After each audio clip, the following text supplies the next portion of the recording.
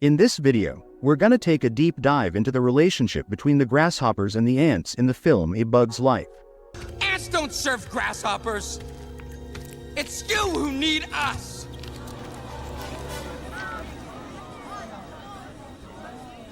We're a lot stronger than you say we are. So, here's the basic setup. The grasshoppers are basically the bullies or oppressors in the story, and their gang is led by the super tough and scary Hopper.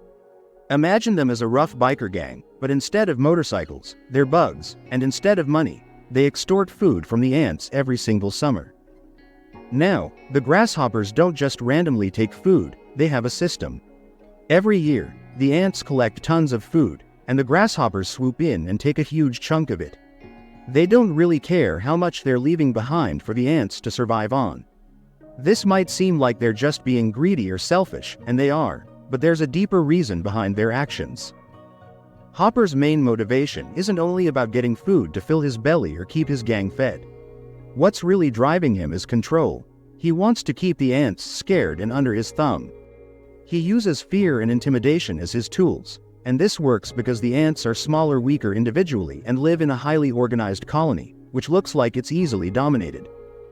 The interesting part is that Hopper knows something very important. The ants actually far outnumber the grasshoppers. Those puny little ants outnumber us 100 to 1. And if they ever figure that out, there goes our way of life.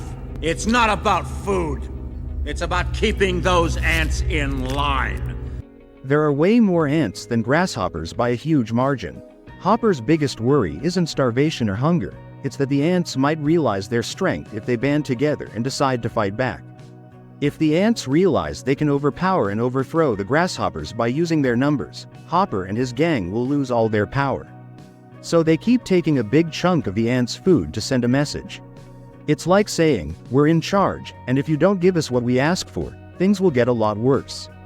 It's a classic control strategy through intimidation. Hopper doesn't just want food, he wants to keep the ants scared and obedient so they never even think about rebelling. When we talk about the ant colony, think of them as a hardworking group, but one that's stuck in a really tough situation.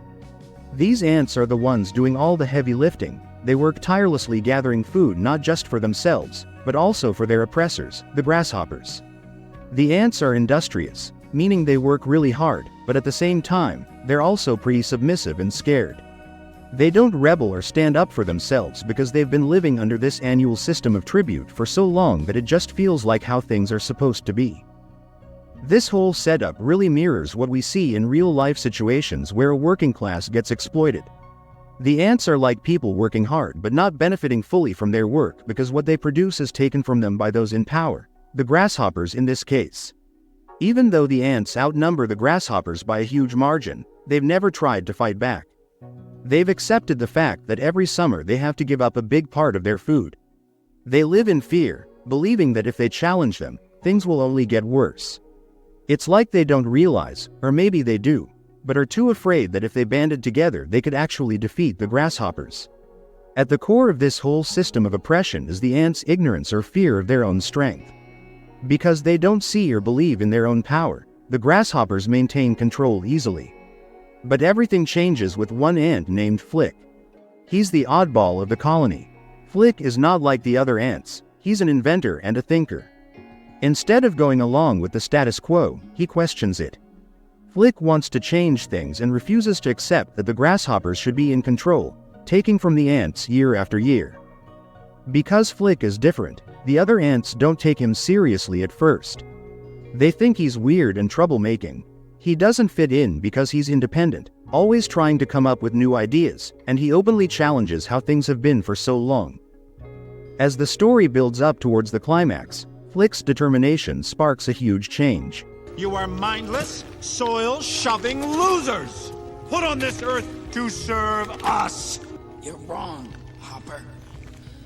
Ants are not meant to serve grasshoppers. I've seen these ants do great things. And year after year, they somehow manage to pick food for themselves and you. So who is the weaker species? Ants don't serve grasshoppers. It's you who need us. We're a lot stronger than you say we are. And you know it. don't you? He helps the ants see that they're not weak or helpless, they have power in their numbers. Inspired by Flick, the ants come together and stand up to the grasshoppers. They fight back fiercely, finally breaking free from the oppressive rule of Hopper and his gang. This revolution shows that a single individual's courage can inspire others and lead to real change. So, when you look at the relationship between the grasshoppers and the ants in a bug's life, it's more than just a story about bugs. It's about power, fear, and how a group that's been held down can rise up when they recognize their strength.